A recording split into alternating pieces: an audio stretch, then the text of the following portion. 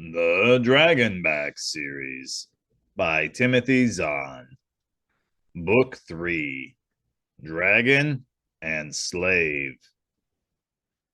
Chapter 8. Listen up, Flex said, glaring down at Jack. I'm only going to explain this once. Yes, sir, Jack said, using the meekest voice and manner in his repertoire. Up close, Fleck was even uglier than he looked across the sleeping hut. His tanned face had tiny pockmarks all across it, like the craters on an asteroid. His eyes were bulging and bloodshot, and his beard seemed to be going bald in spots. He was also bigger than he'd seemed. It would probably be smart to stay on his good side. All right. Fleck waved along the line of bushes, which were growing so close together that they were practically a hedge all by themselves. These are the rainbow berry bushes. He reached to the nearest of the stubby branches and swung it up, exposing the neat row of fingernail-sized berries clinging to the underside. And this, he said, pointing to one of them, is a ripe berry.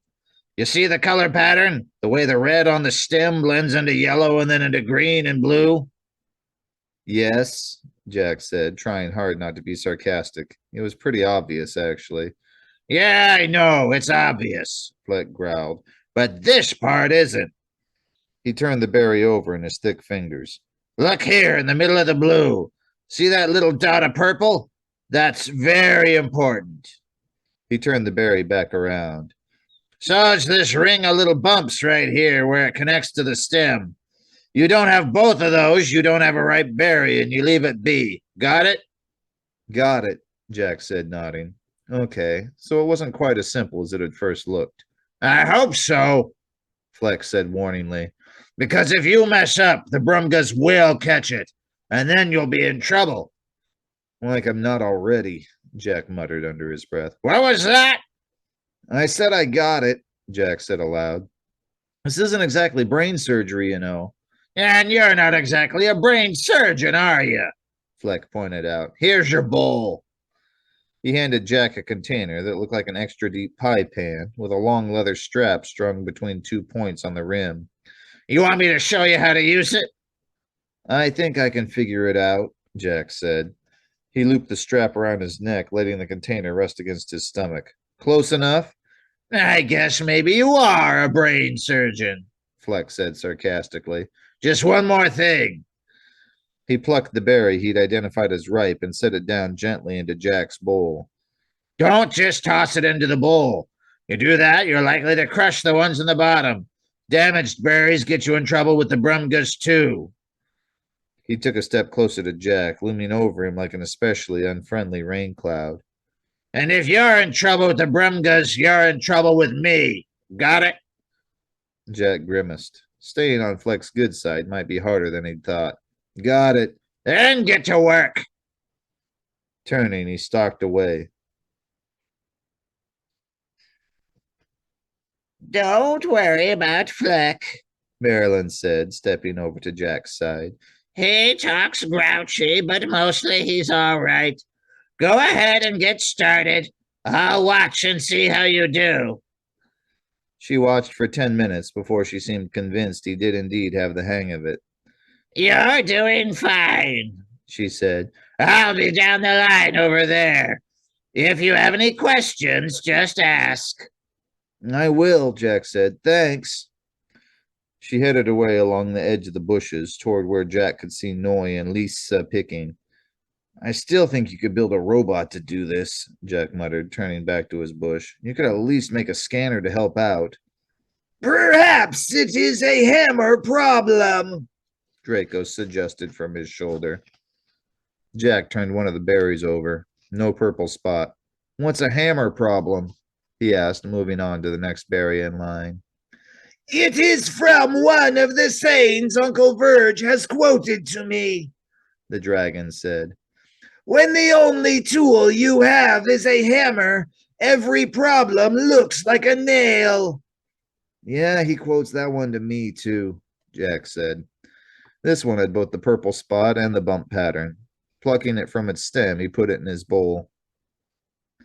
If you've got a whole bunch of slaves, everything you're doing looks like it ought to be done by slave labor. That's more or less what I said yesterday, I am merely confirming your reasoning, Draco said. I went out and examined the wall last night. Great, Jack said. I was going to suggest that, but I fell asleep before I could talk to you. How's it look? Every bit as dangerous as our examination from the SNA indicated, the dragon said. I do not believe we will be able to escape that way. Jack shrugged. No problem, he said. I was expecting we'd have to go through the gate anyway. True, Draco said. On the other hand, you also expected we would be leaving by today at the latest. Thanks for the vote of confidence, Jack growled, glaring down his freshly washed shirt at the dragon's snout draped across his collarbone. This is just a little setback. Of course, Draco said. And sarcasm won't help either. I was not being sarcastic, the dragon protested. The good news is that there do not seem to be any patrols in the slave area. That means we will have freedom of movement. That could be handy, Jack agreed. Anything else? Wait a second, he interrupted himself softly. Out of the corner of his eyes, he'd picked up movement. Hey, Jack, Noy's voice came from that direction. How are you doing? Okay, I guess, Jack said, turning around. It's not that hard. No, Noy said doubtfully, peering into Jack's bowl. But you're going to have to work faster than that if you want to eat tonight. Jack frowned. What? You have to fill your bowl by dinner time, Noy explained. Otherwise, no dinner. Didn't Fleck tell you? Jack looked off to the left. Fleck was off in the distance, pacing back and forth behind a group of jantries. No, he didn't tell me, he growled. How full does it have to be? Up to here, Noy said, pointing to a line about half an inch below the rim of the container. Got it, Jack said, a sinking feeling swirling in the pit of his stomach as he stared into the nearly empty bowl. Then what? You take your bowl over there, Noy said, pointing to a pair of tables set up in the shade of a tall tree. The Brumgas show up between 5:30 and 6. You bring them a full bowl and they give you a meal ticket. A what? A meal ticket, Noy repeated. It's a little metal square you can trade in for dinner in the meal hall. And no ticket, no dinner? Right, Noy said. So I'd better let you get back to work. I just wanted to say hi. Thanks, Jack said. And thanks for the warning. No problem, Noy said, moving away. See you later. He wandered off toward another spot in the tangle of bushes, stopping every few feet to check the nearest branches. That was awfully nice of Fleck, wasn't it?